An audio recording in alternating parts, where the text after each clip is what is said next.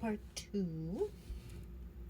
I was almost finishing, but of course, I don't know why TikTok has this 10-minute cutoff. But anyway, to finish what I was saying, yeah, I don't know necessarily like who's in her ear. Again, I'm not saying that she doesn't have Jennifer Lopez just doesn't have it to has the goods to deliver, but something was, I don't know. It just, and no shade, or I'm trying to come down on supporting my Latino community and Latino actors in the industry. It's, if you are able to make a living, you already have won the lottery. But um I don't know, something about the story, something was off.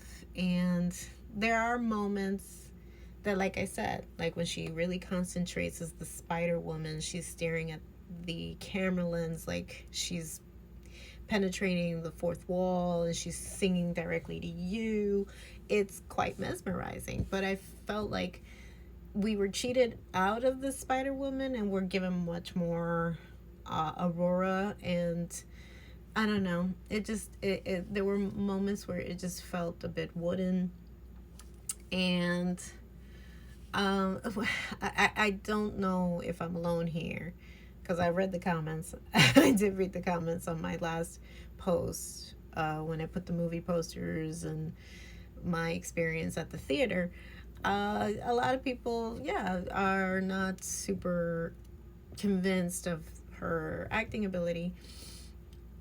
And again, I'm no one to speak. I'm just saying my opinion of what I saw of the film. And when she does this little lip quiver is the issue, because I feel like that comes across as contrived and forced.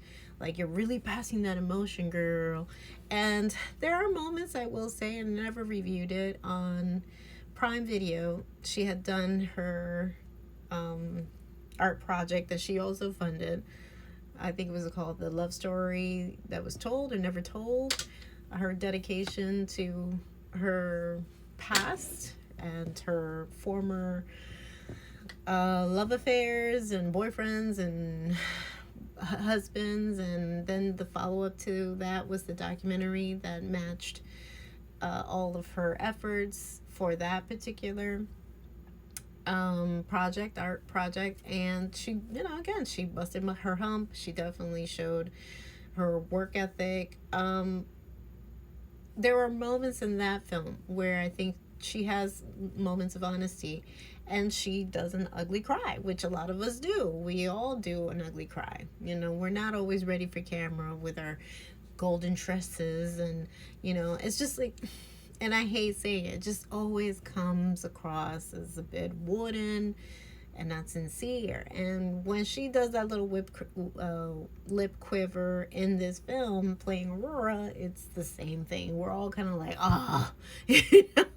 because if it wasn't for those moments, I think, there would be more potential for her to just breathe into the character and actually bring more of a human touch to those characters. That's what I will say. There were wins, there were misses, but to be perfectly honest, for the prices that we are paying and the current economy, I would stream it.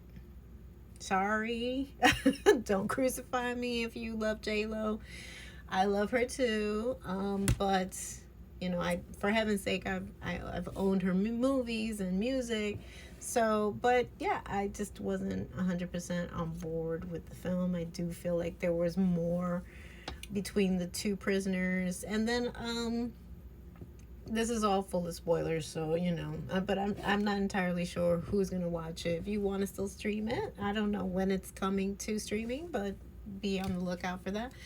But I will say that towards the end, this film ends the same way as the 1985 film, but with a little more pizzazz.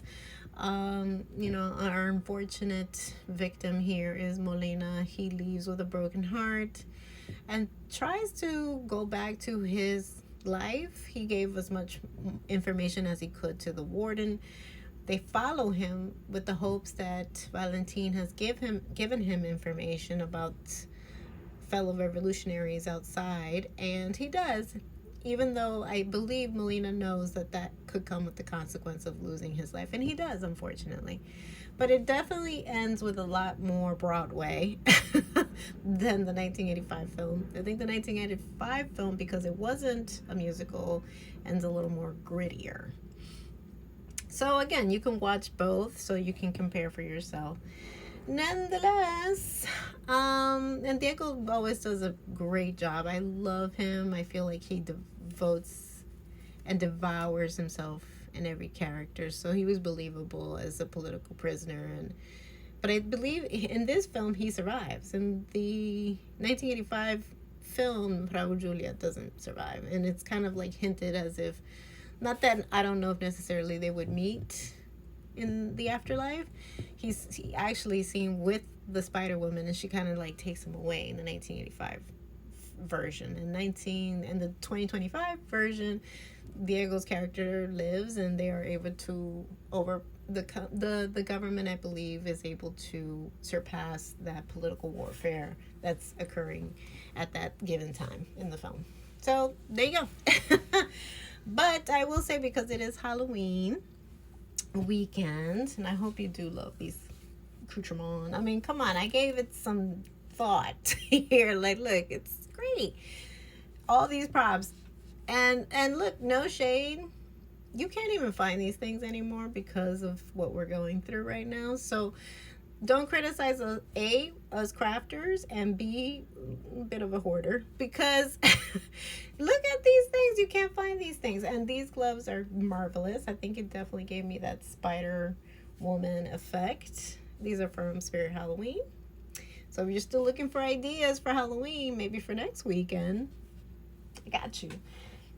These things too, you can't find these things. You can't find these things anymore. Look how you were able to find these and Target's Bullseye. Now it's like a thing of the past. I don't know why. This is so cute. The lights are from the Dollar Tree, and every year I pull it out because I'm so proud of it. Also, check out these props. These props are from the Dollar Tree. All right, and look how adorable this is. It also does this. I love that. Hold on, I don't want to copyright anything.